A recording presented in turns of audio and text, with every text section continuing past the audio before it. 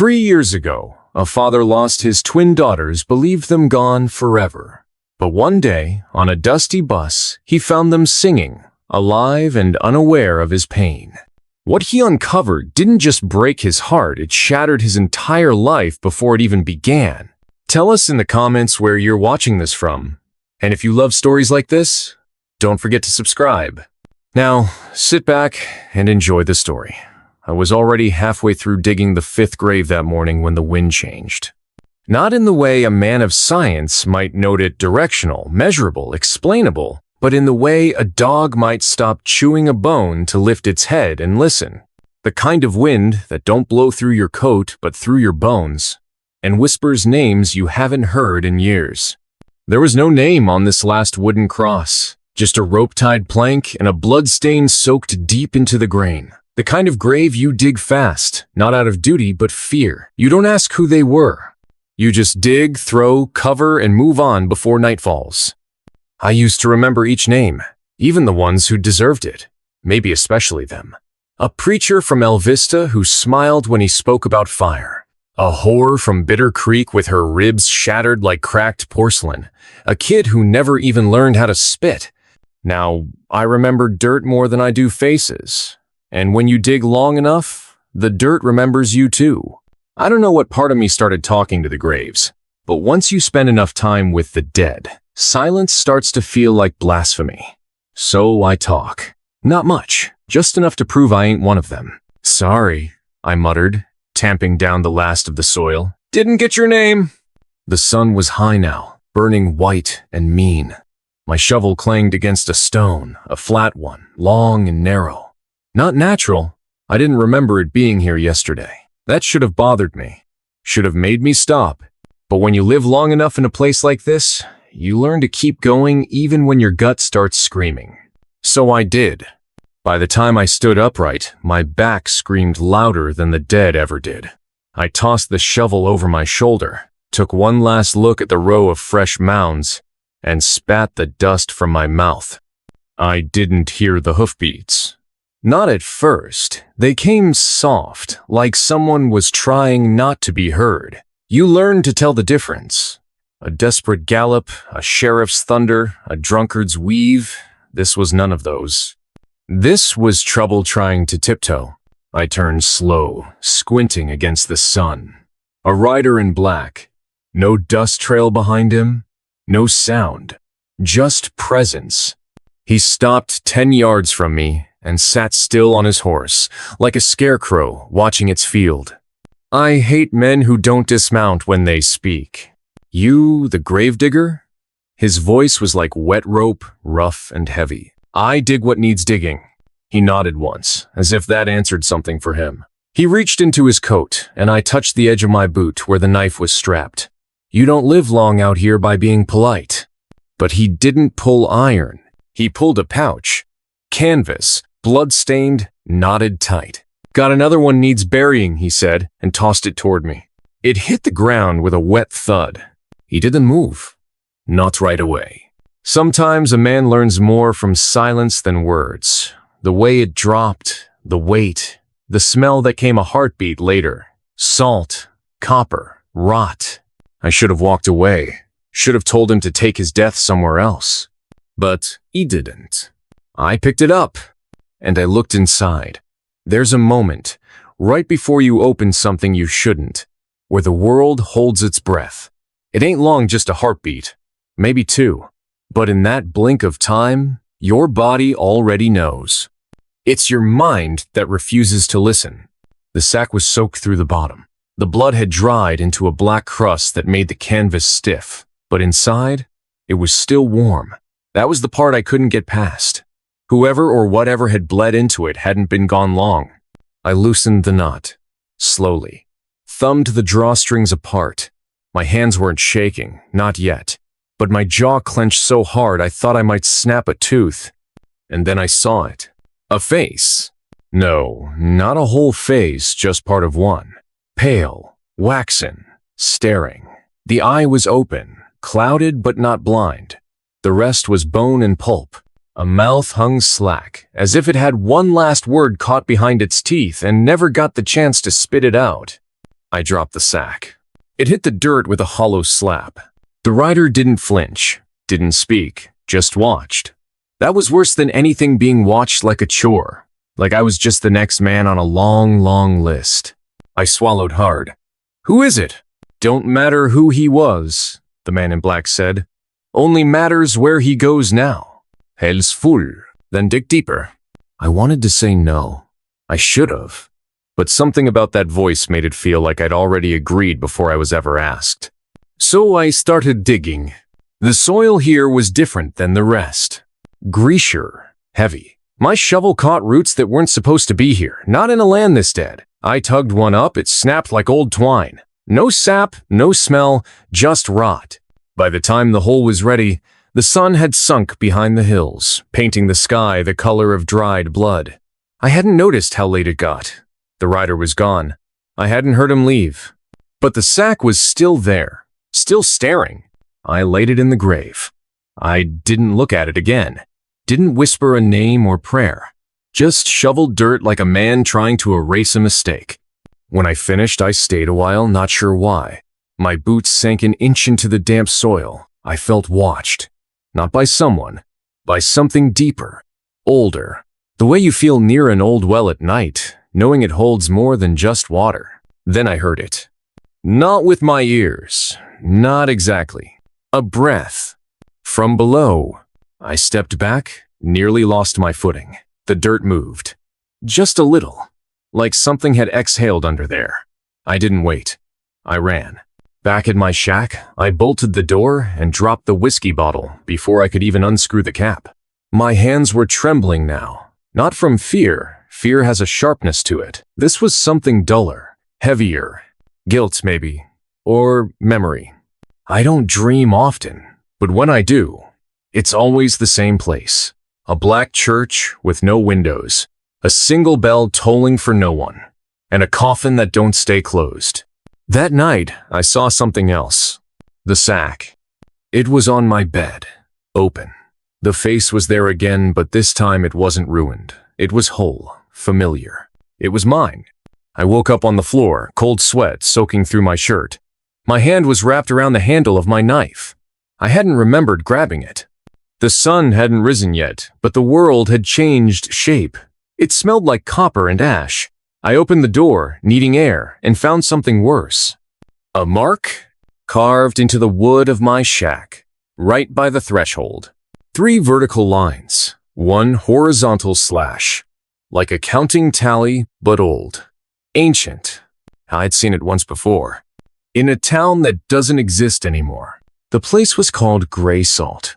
A mining settlement that dried up and blew away before the ink on its map dried. I was there once, long ago. Back when I still believed in things like salvation. There'd been a murder. A child. People went mad looking for someone to blame. They found a drifter. He didn't speak their language. Didn't plead. Just stared with those pale, pale eyes. They branded him with that same symbol. And they buried him alive. I was the one who dug the grave. I never told anyone that. Not until now. By noon, I was back at the grave. The one with the sack. It was empty. No disturbed earth. No sign of digging. Just gone. And in its place, something small. A tooth. White. Child-sized.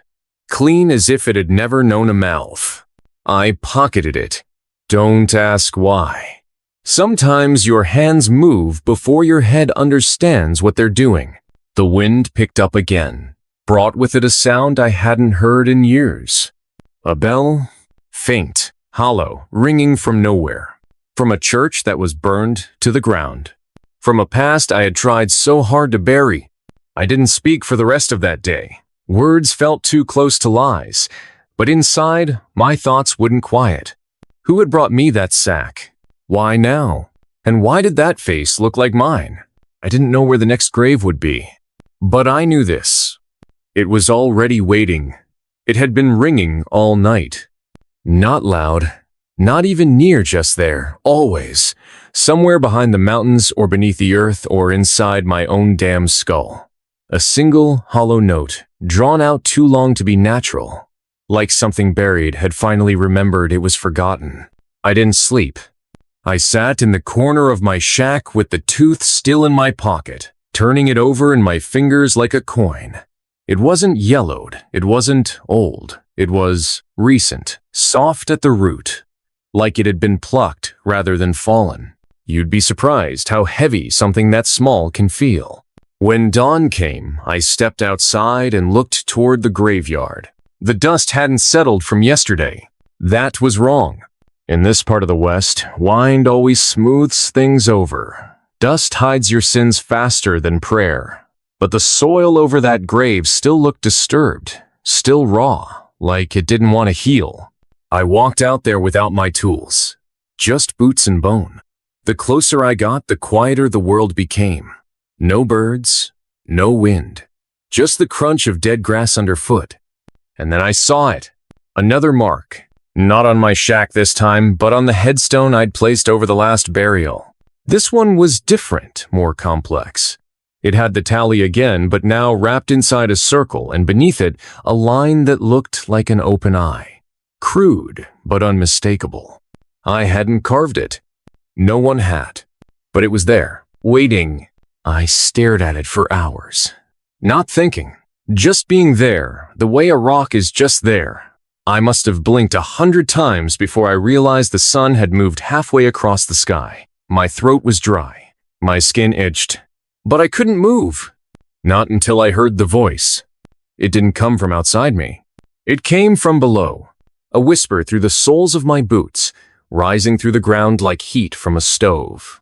It said just one thing. Remember. And suddenly, I did. Not all of it, just a piece, a flash. A moment I'd buried deeper than any corpse. A fire. A scream. A child's hand reaching up from beneath wooden floorboards.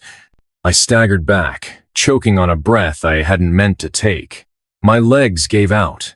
I dropped to my knees, the dry grass biting into my jeans like needles. I didn't want to look at the grave again, but I had to. It was different now. No mound. No fresh dirt. Just a hole. Open. Waiting. I ran. I didn't stop running until I hit the edge of town. And even then, I didn't stop because I was safe. I stopped because there was nowhere else to go. The town was still there, technically. A few buildings still stood upright. The saloon, the post office, the general store with its faded sign barely clinging to the frame. But they were empty. Hollow. I knew that. But I went inside anyway. The saloon door creaked like a dying man. Dust clung to the air. Tables still stood. Drinks long evaporated. Chairs scattered like bones. I walked to the bar and saw it again. The symbol. Carved into the wood of the countertop where I used to sit every Thursday, nursing cheap whiskey and bad choices. I pressed my hand to it. It burned. They say memory is a choice, that the brain only keeps what it wants to carry.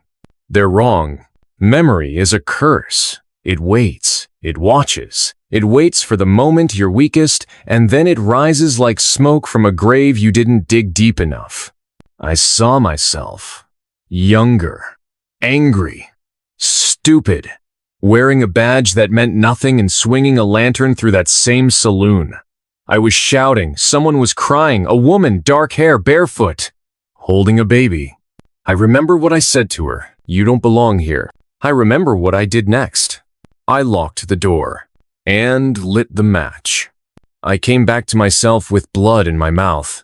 I'd bitten my tongue. Hard, I could taste copper, but that wasn't what made my stomach turn. There were footprints in the dust. Small, child-sized, leading from the back of the saloon toward the stairs. I didn't want to follow them, but I did. Each step I took felt wrong. The kind of wrong that crawls up your spine and makes your teeth itch. The stairs groaned under my weight. The hallway above was empty, but the air was thick smoke and old rot. At the end of the hall was a door, half open. Inside, a bed, a broken crib, a doll missing its face. And on the bed, a sack, the same one, only now it was full again. I stepped closer. The room darkened, not from shadows but from presence, like the light itself didn't want to be there anymore. I reached out and touched the sack. It was warm. I opened it. This time, there was no face. Just teeth. Hundreds of them. Loose. Rattling. And at the very bottom, one single gold coin. I picked it up. There was no engraving. No value. Just weight. And as soon as I touched it, I knew. This wasn't payment. It was debt. I left the saloon with the sack slung over my shoulder. It was lighter than it should have been. Or maybe I was heavier. I walked back to the graveyard without seeing the road. The sky above was turning purple, the way it does just before the stars come out to lie to you. At the edge of the graveyard, there was a figure. Not the rider. Someone smaller. A boy. Barefoot. Dirty. Pale eyes like milk left too long in the sun. He was holding a bell. It didn't move, but I heard it ring anyway. He pointed to the ground, to the open grave. Then he smiled. Not cruel, not kind, just knowing, and disappeared. I dropped the sack into the hole, covered it. Again, but I knew it wouldn't stay down this time, because I remembered now. Not all of it, but enough. Enough to know that the dead weren't angry because they were forgotten. They were angry because I had remembered too late. And that bell? It wasn't tolling for them. It was tolling for me. The next morning, I found dust in my mouth. Not just a little, not the usual grit that settles overnight in a place where the wind never stops howling. This was thick, clotted, like I'd been eating the earth in my sleep, like I'd wanted to. My jaw ached. My lips were cracked and bleeding. When I looked down, my fingers were buried in the wooden floorboards of the shack, like claws. I had gouged deep grooves into the planks. My nails were blackened, and my boots were gone. I had walked somewhere, but I didn't know where. Not yet. The sun was already high. I dragged myself outside, slow and limping, like an old man who forgot he died long ago. The wind had picked up again stronger this time. It roared across the hills like a warning, and on the wind came a smell I hadn't breathed in years. Burnt sugar, ashes, flesh. I turned toward the graveyard again, but this time there were no new symbols, no open graves, no children holding bells. The ground was flat, as if nothing had ever happened. But the dust, it was wrong. It moved. Not like it was being blown, like it was following something. Me? I went back inside, washed my face in the metal basin, stared at myself in the cracked mirror. I didn't recognize the man looking back. Not completely. He still had my eyes, sure, but not the same weight behind them. There was something else now, a flicker of recognition that didn't belong to me, as if someone else was watching through the glass. And behind me? A shape. Small. Familiar. I turned. Fast. Nothing. Just the empty shack. Just the grooved floorboards. Just the blood. I needed to leave. I didn't know where to go. But staying here meant waiting for the dirt to crawl up and swallow me whole. So I packed what I had: some dried meat, a flask of water, a rusted pistol with 2 bullets, and headed south. Toward the canyons. Toward the place I said I'd never return. The fire had started there. So had the lie. If I was ever going to bury this properly, it had to be at the root. The desert greeted me like an old friend who remembered all the worst parts of me. I walked for miles. The sun peeled the skin from my neck. My boots left no prints, even though I was sure I was walking. And the bell kept ringing. Soft. Relentless. Inside my skull. By nightfall, I found an old mining shack leaning into the side of a red cliff. I remembered this place. I'd been here as a boy. Once my father dragged me here when the silver ran dry. Said we needed to learn how to scrape what's left. Funny. That's what I'd been doing my whole damn life. Scraping what's left. Inside the shack, I found carvings in the stone wall. Same symbols. The tallies. The circle. The eye. But now something new had been added beneath them. A name. Tom. Not my name. But not a stranger either. I hadn't thought about Tom in years. He was the boy I left behind in the cellar that night the fire spread. His mother had begged me to go back for him. I didn't. I chose not to. Too dangerous, I said. Too late. The flames were too high. The smoke too thick. But the truth? I was scared. He was screaming, and I was scared. I dropped to my knees in the shack, and for the first time since this whole thing started, I cried. Not loud, not like a man, like a child, soft and broken, ashamed. I pressed my hand to the wall over his name, and it felt warm. Alive. And the wall whispered back, still waiting. I ran from the shack like a man on fire. By dawn, I reached the canyon. It was narrower than I remembered. The rocks had shifted. The entrance was almost completely hidden by fallen stone. But I squeezed through. Inside, the air was thick with silence. Not the quiet of emptiness. The quiet of watching. The kind of stillness that only comes when something is holding its breath, waiting for you to move first. I stepped deeper in, and I saw them. Graves. Hundreds. No markers. No stones. Just mounds. All freshly disturbed. I didn't dig these, but they were mine. I knew they were mine. Each one pulsed beneath the dirt like a heartbeat. Soft, slow thumps, earth-breathing in the dark. And above the center of the canyon stood a post. A single wooden post. Hanging from it by rusted wire. A bell. I approached slowly. My legs didn't want to work right. My chest felt heavy. I reached the post and looked up at the bell. It wasn't large. It wasn't even well made. Just iron and wrought. But it rang louder than anything I'd ever heard. Only in my head. Never in the wind. Beneath the bell was a name etched into the wood. Tom. Again, I reached up and touched the bell. And the canyon screamed. I fell backward. Voices rose from the graves. Whispers, sobs, screams, all layered over each other like a chorus of regret. I could hear them clawing at the dirt, fingernails snapping as they tried to rise. One grave split open. Then another. Then another. Hands emerged. Gray. Bloated. Children. Mothers. Men with burned skin and no faces. All the ones I had left behind. All the ones I forgot. All the ones I chose not to save. I turned to run, but the canyon was gone. Only dust. Only wind. Only the bell. And Tom, standing there. No older, no younger. Just waiting. His eyes were hollow.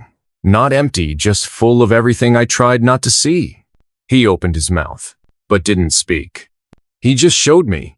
The fire. The cellar. His hands on the trapdoor. Me, above him, looking down, closing the hatch. And then, darkness, I screamed. And the sound never came out. My mouth opened. My lungs burned. But no sound. The canyon was gone. I was back in the shack, alone. But now there were bells everywhere, hanging from the ceiling, rusting in corners, lying under the floorboards. And each one was etched with a name. I knew them all, every one, but none were mine. Not yet. The next time I woke, I didn't know how many days had passed. The sun was neither high nor low, just bleeding weakly across the sky, like it had lost its will to rise. I staggered out of the shack. My hands were trembling. There were black streaks on my arms. Not dirt, not soot. Burns. Old ones. Healed over long ago, but they hadn't been there before. I stared at them. The shapes were familiar, not random, curved, layered, like script carved by heat. One looked like a child's face, the other like a bell. I started to wonder, had I ever left the canyon? Or had the canyon followed me? The desert stretched in all directions. Every hill looked the same. I walked without choosing a direction. My body moved, but my thoughts stayed buried somewhere beneath Tom's name and the graves that whispered. Eventually I came upon a wagon, half rotted. Its wheels twisted into the dust like broken limbs. The canvas top had long since blown away. But someone was inside. A woman, eyes open, skin leathered, hands clenched around a Bible eaten through by worms. Dead. Had been for years, maybe? But her mouth moved when I leaned in. Just one word. Over and over. Again. Again. Again. I slammed the wagon door and stumbled back. The echo followed me. The sky began to darken. Not night storm, but no wind. Just pressure. Like the desert was holding its breath again. I found a town near dusk. Or maybe a shadow of one. No name. No people. Just buildings half sunk into the ground like they were ashamed of being remembered. Doors swinging open and closed. A church without its steeple. A saloon without bottles. A school without sound. I passed through like a ghost. Or maybe I was the only real thing left. And then I heard it. Laughter. Children. I turned sharply, but the street was empty. Until I looked down. Shadows. Thin ones. Running across the dust in circles, like a game of tag played without bodies.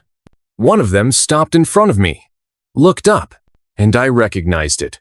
I knew that shadow. Mary. She had been 8. Hair like straw. Eyes too big for her head. She used to sneak sugar cubes from the general store and offer me one if I promised not to tell. I never told. But I didn't save her either. She died in the second fire. The one I started. By then, I thought it was the only way to end it. The curse, the bells, the graves that kept appearing where no digging had been done. I burned the town myself. And still, they followed me. The shadow of Mary held out her hand. In it a match. Tiny. Wooden. The same brand I used that night. She didn't say anything, didn't have to. Her meaning was clear. Light it again. Try again. I closed my eyes. The wind returned, but it didn't touch me. It passed through me.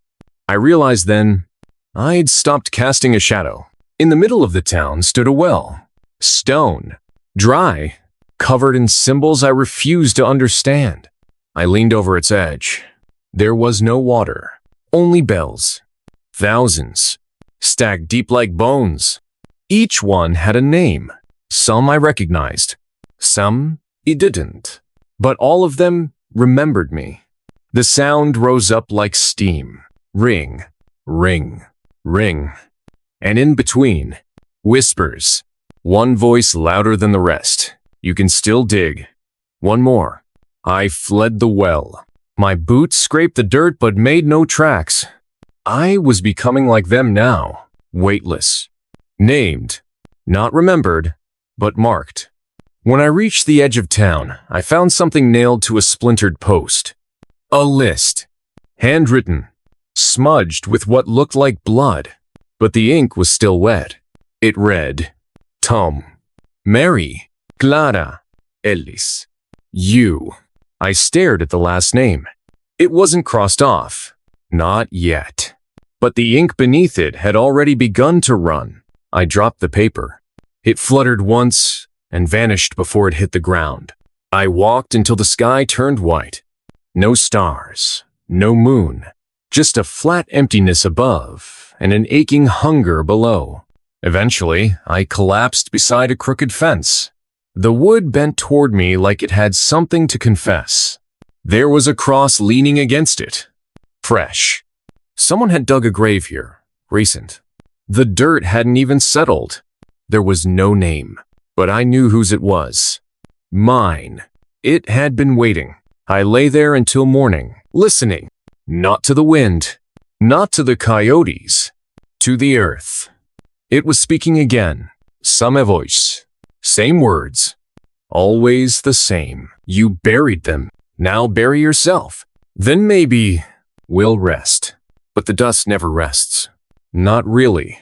Not while I'm still breathing. There was no sunrise. Just light. Colorless. Sour light, like the kind that bleeds behind your eyes when you've been underground too long. I hadn't slept. Maybe I hadn't even blinked. I lay next to the nameless grave, my own, or one of the others I never got around to marking. And for the first time in all my years of digging, I couldn't tell if I was above the dirt or beneath it. The shovel was still in my hand, and I still didn't know why I was holding it. There's something that happens to a man when he forgets the sound of his own voice. When every word becomes a thought, and every thought rots before it's spoken, you begin to confuse memory with prophecy. The past becomes too heavy to carry, so it slips into the future and waits for you there. I didn't walk that morning. I drifted. Through land I'd seen before, but wrong, twisted. The sky was too low, the horizon too close. The shadows moved faster than the clouds. Something was folding. Reality, maybe, or just my mind. I came upon another marker, just a stick tied with black cloth. I approached it and felt the wind vanish around me like it had stopped to watch. I knelt, brushed away the dirt, and there it was. My name, etched into a copper tag, burned into the back of my tongue. It was a different grave from the one before, but the same name, and the same echo whispered through the wood. You're not done. A man can break many times before anyone notices. Bones snap clean, but spirit? It fractures slow, invisible first. Then one day, you look down, and there's dust in your hands where your fingers used to be. I moved on, not because I wanted to, but because staying felt worse. Like if I waited long enough, I'd sink into the ground and the earth would close over me as if I'd never been, as if it never mattered. By dusk, I found fire. Not warmth, not comfort. Just flame, burning in a perfect circle in the middle of a field of ash. No wood, no fuel, no smoke. Just burning. And around it, boots. Hundreds of them, lined neatly, upright, untouched by the fire. Each one pointed inward toward the flame, as if waiting for someone to fill them, as if I was already late. I stepped between the rows. My boots left no print, no sound.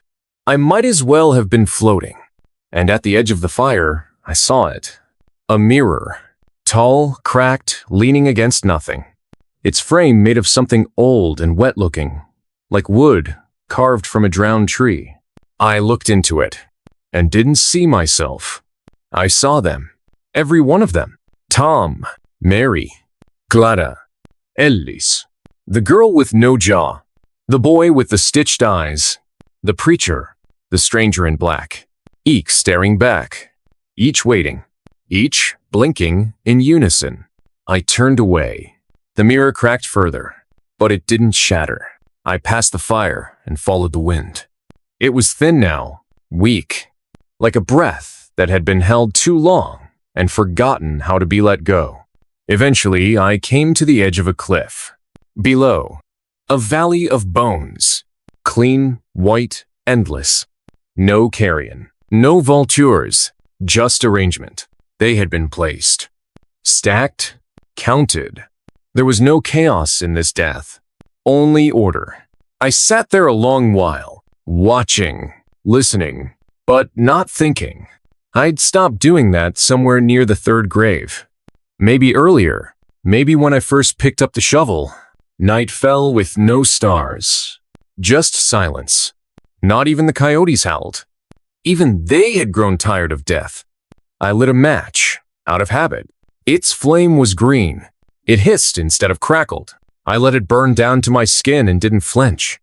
The pain was familiar now. Like an old friend with nothing left to say, I started walking again. And that's when I saw it. The house. The one I had burned. The one I had forgotten. It stood there. Perfect. Too perfect. Every plank in place. The porch lamp flickering, even though there was no wind. I should have turned back. But you don't turn back when something you buried digs itself up to greet you. You look it in the eye and let it finish what you started. I stepped onto the porch. The boards moaned, but didn't break. The door opened before I touched it. Inside, stillness. Not silence. Not emptiness. Just a stillness that waits. The kind that only lives in the moments between lightning and thunder. I walked through the kitchen. The table was set. 5 plates, each with bones. Each bone pointing inward. Each with a knife stabbed through its center. Ye didn't sit. Didn't speak, but I knew who had eaten here. The hallway stretched too far. I counted 12 doors. I had only built 6. Each one had a name etched in smoke. Some I knew, some I didn't. One had mine. I opened it. Inside, a bed of ash. A window that looked out onto nothing. A mirror that reflected nothing. And on the floor, a box. Wooden. Small. Familiar. I opened it. Inside, another list. This one shorter. Only 2 names. Me. You. And beneath it, a mirror shard. Crimson. Stillvet. The house began to shake. Walls bending. Floor groaning. Something rising from beneath. Not a creature. Not a man. A presence. The kind that doesn't move, but is everywhere at once. I ran. Out through the porch, through the windless dark, back toward the cliff. But the Valley of Bones was gone, replaced by graves.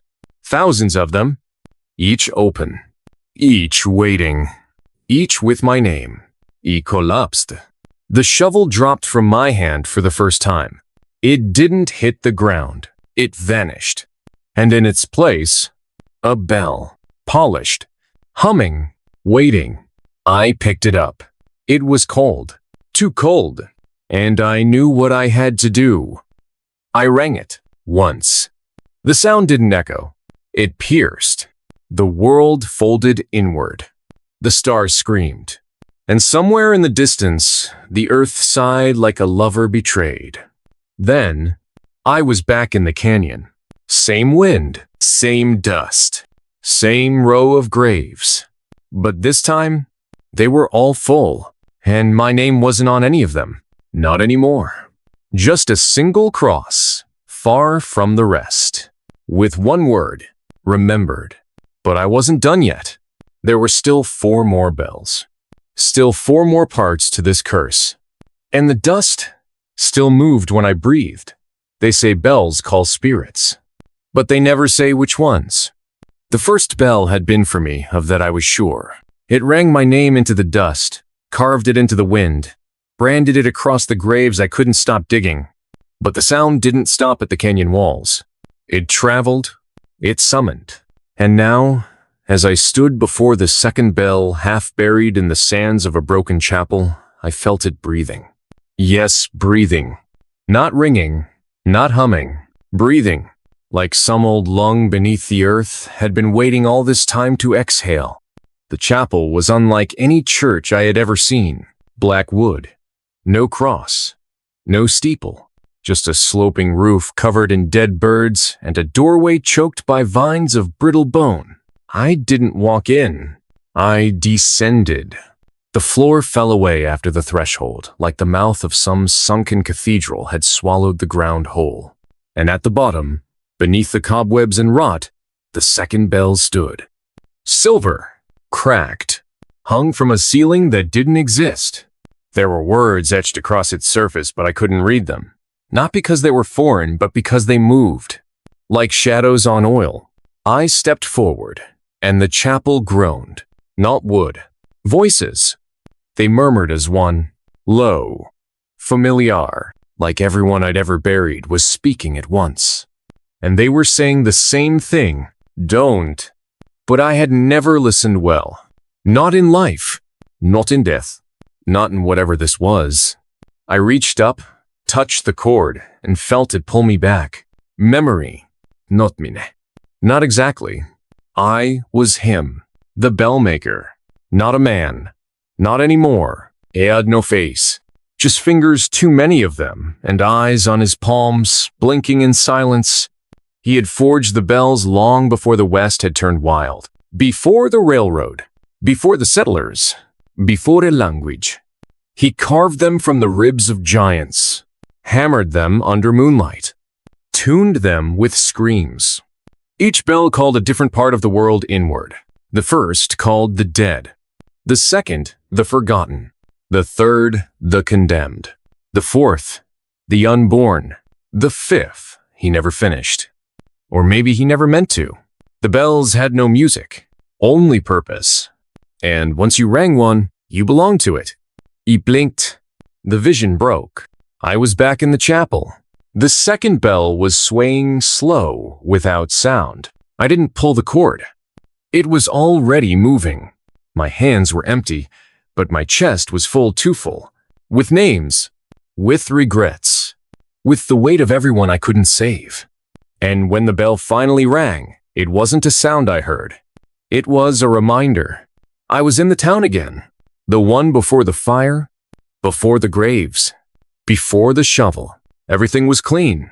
Children ran through muddy streets. Women laughed from porches. Men tipped hats and talked too loud. It was peaceful. But I was still me, not part of them. Just an echo watching. They couldn't see me, but I could see them. Tom, still with both hands, still sober. Mary, still smiling, still hopeful. Clara, still alive. They were all there, living their lives before I broke them. I tried to scream, trying to warn them, but my mouth had no sound.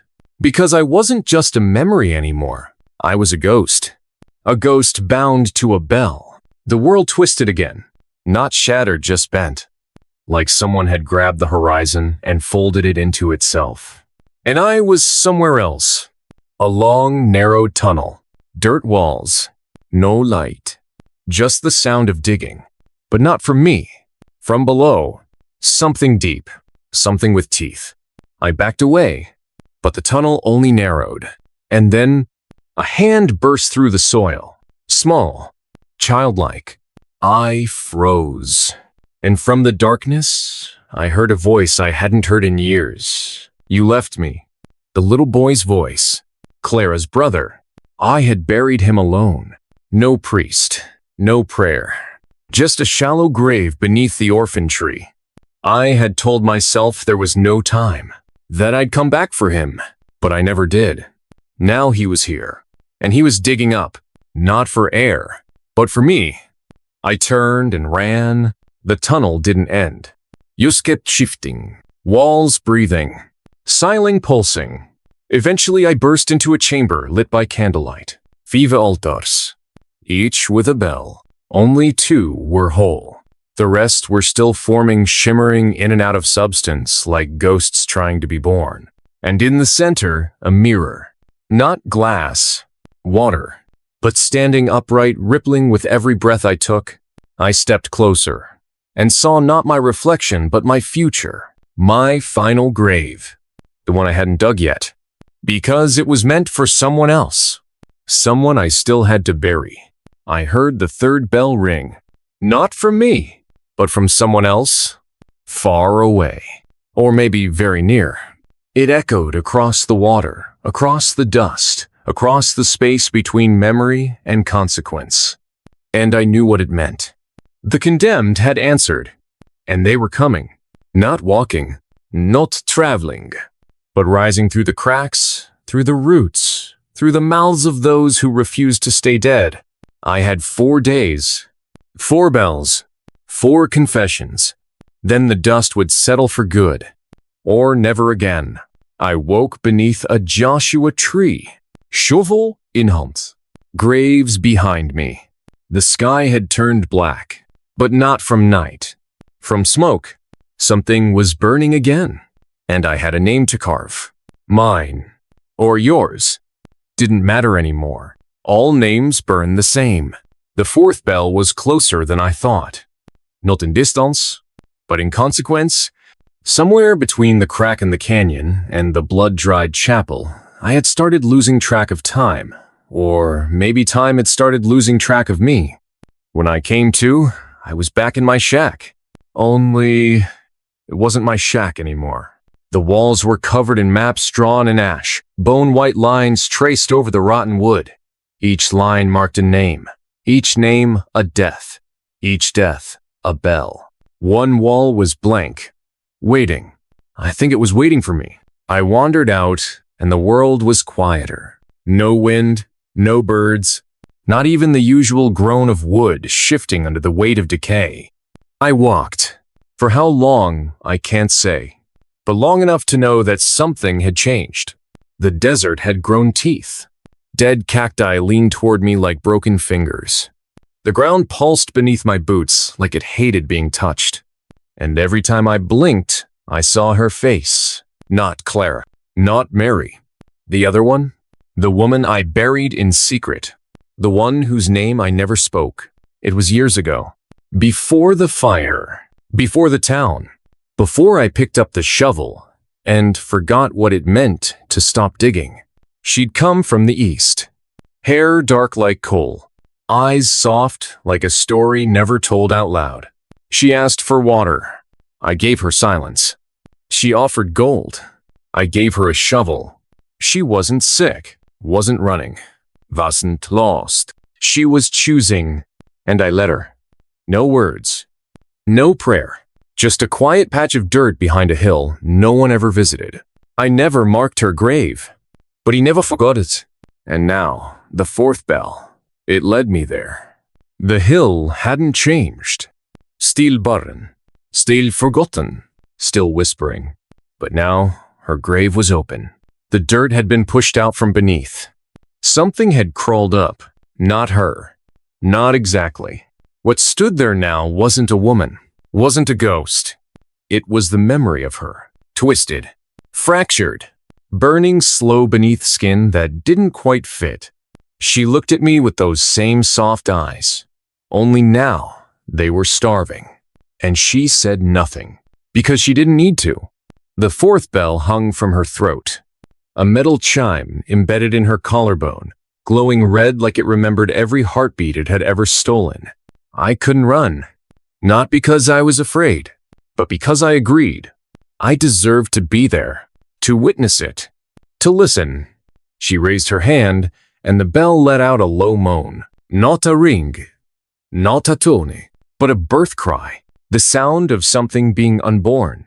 And suddenly the world tilted. The sky folded in. The dirt melted. And I was elsewhere. A hospital. No, older than that. A birthing room. The air smelled of copper and roses. Women screamed in the next room. Someone was singing in a language I didn't know. And I was in a chair, hands bloody, face wet. And on the table in front of me, a baby not crying, eyes open, mouth still, and around its tiny neck, a chain. With a tiny bell. No one else saw it. No one else could. But I did. I reached to touch it, and was ripped backward. The desert returned. The woman, the thing stood above me, bell still humming. I had seen the fourth bell's truth. It didn't call the unborn. It chose them, marked them, turned them into vessels for the sins of those who wouldn't confess. And now I remembered. The baby. The woman. The choice. I wasn't just a gravedigger. I was a judge. And I had buried more than bodies. I had buried secrets, covered them in dust and silence. And now the bell wanted them back. She stepped closer. The bell glowed brighter. And I knew what came next. She didn't have to speak. Because the fourth bell didn't demand words. It demanded sacrifice. But not of the body. Of the truth. I fell to my knees and began to speak. I told the desert everything. Every death. Every lie. Every time I let someone die when I could have stopped it. I told her about Tom. About Mary. About Clara's brother. About the baby. About her. I told the truth until my voice cracked. Until the dirt soaked in my tears. Until the world around me began to tremble. The bell cracked, split right down the center. Fell to the dirt with a soft hiss. And she smiled, for the first time in a long, long time. Then she disappeared. Like smoke. Like memory. Like forgiveness. I was alone again. The fourth bell was gone. Only one left. The final bell. The one that had no shape, no sound, no story. The one I wasn't supposed to reach. Because it didn't hang in a chapel, didn't wait in a grave. It waited inside me. I looked at my hands. No blood. No dirt. only shaking. The kind that doesn't come from cold, but from realization. The last grave wasn't someone else's. It was mine. Always had been. And the bell. It would only ring once. And only when I was ready, I started walking. One more chapter. One more confession. And maybe, just maybe, one last sound before silence. The horizon burned a cruel shade of red that evening as I walked away from the woman's grave, the cracked bell's ghost still echoing faintly in my mind. The desert seemed to hold its breath, as if waiting for me to falter or turn back, but I didn't. There was no place to hide anymore, no more bones to bury, no more lies to swallow like dust in the wind. The last bell wasn't hidden behind some rotten door or beneath a forgotten hill. It wasn't a tangible thing I could see or touch. It was a part of me, a mark seared deep into my soul by every sin I'd ever tried to erase with dirt and silence. It was the bell that had been ringing long before I ever held a shovel, and it would keep ringing long after I was gone. I reached the town at twilight, the buildings casting long shadows that stretched like fingers reaching for my feet. The streets were empty, save for the wind whispering through broken windows and the faint flicker of candlelight in the chapel's stained glass. Inside, the air was thick with smoke and the scent of burnt wood. I saw it then, the remains of the fire, still fresh in memory, if not in ash. The pews were scorched, the altar blackened, but standing there, in the center of the ruin, was a single bell.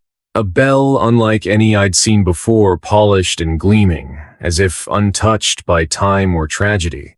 It called to me. I stepped forward, heart pounding louder than the bell's silent invitation. The floorboards creaked beneath my boots as I approached, the ghost of every face I'd known in that town swirling around me like a storm. Memories clawed at my mind, relentless and sharp. The laughter of children chasing fireflies in the summer night. Mary's whispered prayers under the moonlight. Tom's steady hand on my shoulder, steady like a promise. Clara's trembling breath before the auction. All of it joy and sorrow, hope and despair wrapped around that bell like a shroud. And beneath it, the grave I had dug for myself. I knelt, the cold of the floor seeping through my clothes and into my bones. The last bell was there resting on a velvet cushion, its surface etched with names I knew too well. Each name was a wound I'd tried to hide, a truth I'd buried beneath lies. The bell was heavy, not in weight, but in meaning. It demanded atonement. I reached out and touched it. The room shifted. Time unraveled. Voices rose around me, not ghosts, but memories speaking in tongues I could barely understand. They told stories I had forgotten or refused to remember. Stories of cruelty, kindness, betrayal, and forgiveness. They weren't just memories. They were my past, laid bare. I closed my eyes, and the darkness behind my eyelids bloomed into scenes. The fire that took the town, was it an accident? Or a punishment? The auction, was it justice? Or cruelty masked as necessity? The baby whose cries had I silenced? Each question tore at the fabric of who I thought I was. I remembered Clara's eyes so full of fear and hope. I remembered Mary's hands steady even when her heart broke. I remembered Tom's final words, a challenge to be better, to face the truth. The bell began to ring, a deep, resonant toll that filled every corner of the chapel and spilled out into the night. Each strike was a heartbeat. Ich vibration, a confession. I felt it in my chest, in my bones, in my soul. The bell was not punishment. It was release. As the ringing slowed, the faces around me began to fade. The weight lifted, and I realized something I'd never dared to admit. I wasn't alone. The town wasn't just a place of death and despair. It was a place of memory and redemption. I stood, the last bell silent once more. Outside, dawn was breaking. The sun's first light spilled across the desert, warming the cold earth and setting fire to the horizon. I walked outside and saw the people, not ghosts, not shadows, but living souls rising from the ashes of pain and regret. They looked at me not with accusation, but with understanding, with forgiveness. He didn't speak. I didn't need to. The bell had spoken for me, and now it was time to live. I turned my back on the chapel, on the bells, on the graves I had dug and the sins I had buried. Ahead was a new day, a new story. One I would live, not hide from. The desert wind carried a final sound, soft, clear, and true. The last bell had rung, and I was free. The sky was bleeding soft oranges and pinks when I stepped out from the chapel, my breath shallow, heart pounding with the rhythm of a man reborn. Every fiber of my being screamed with the weight of what had just passed, the bell's toll still lingering in my ears, echoing through my soul. It was a call to something greater than pain or regret. It was a call to life. The town was quiet but alive, like the moment after a storm when the air is heavy with promise. Faces I'd never thought to see again appeared in the rising light, not as phantoms but as people. People I had wronged, people I had left behind in my desperate flight from truth. They looked at me with eyes that held no malice, only the raw, trembling hope of forgiveness. I swallowed hard and took a step forward. For so long, I had been running from memories, from guilt, from the man I'd become. I thought the desert's endless sands could bury the mistakes I'd made, the lives I'd shattered. But the desert does not hide its secrets forever, and neither can a man hide from himself. Mary's face came to me first, her eyes steady, her hands outstretched. When I reached for her, the past's heavy chains shattered. It was not a ghostly reunion, but a fragile beginning. The town gathered slowly around me as the sun climbed higher, the wounds of the past laid bare in the harsh light. No one spoke. There was no need. The silence was filled with something stronger: understanding, acceptance. The unspoken promise that even the darkest shadows could be pierced by light. I saw Clara's small, scared face again. I felt the sting of the auction's cruelty, the way the world had taken everything from her. And now, it was time to give something back. I bent down and picked up a handful of the desert's dry earth. Let it slip slowly through my fingers like the years I'd lost. I was wrong, I whispered. The words heavy but freeing. The people watched, waiting, and then I began to speak about the past, the mistakes, the pain. Not to excuse myself, but to own every sin. The confession was a cleansing fire, burning away the lies I'd built my life on. In the days that followed, I worked to rebuild what had been broken, not with grand gestures, but with small acts of kindness and honesty. I helped repair homes, mended fences, brought water to thirsty fields. Each act was a note in a new song, a promise to live differently. Tom's words echoed in my mind. A man's worth is not in the past he can't change, but in the future he fights to make better. The townsfolk, once distant and cold, began to thaw. I saw smiles, heard laughter, felt the warmth of community rekindled. We planted seeds together, literal and figurative, and watched life grow where there had been only dust. The children played again in the streets, their voices a balm to my weary soul. But redemption is never simple. Old wounds reopened. Some hearts remained hardened by grief and anger. I was challenged, tested, sometimes rejected. Each time, I faced the pain squarely, without flinching, because I knew now the bell's ringing was not an end, but a beginning, a journey toward grace. One evening, as the sun dipped below the horizon, I found myself standing once again at the edge of the desert, the chapel bells silent behind me. The wind was calm, carrying the scent of sage and promise. I closed my eyes and let the memories flood me, not to drown, but to heal. A shadow moved nearby. I opened my eyes to see Clara, older now, her face bright with cautious hope. She smiled shyly and handed me a small bundle, a loaf of bread, still warm. "For you," she said quietly, "for the man who came home." Tears burned in my eyes. I took the bread with trembling hands, the gift a symbol of forgiveness, of survival, of life continuing despite the darkest nights. I nodded, unable to speak. As night fell, The stars stretched endlessly overhead, silent witnesses to the story of a broken town, a broken man, and the long road toward healing. The last bell had rung, but its echo lived on in every breath, every heartbeat, every new dawn. I walked back toward the town, the weight of my past lighter than ever before. The journey was far from over, but for the first time in a long time I felt the steady pulse of hope beneath my feet. The desert had taught me this. No matter how endless the night, the sun will rise again. And with that sunrise, so did I. If you were in the main character's shoes, would you have fought the same battle? Share your thoughts in the comments, and don't forget to like the video. Explore the other videos on your screen for more stories like this.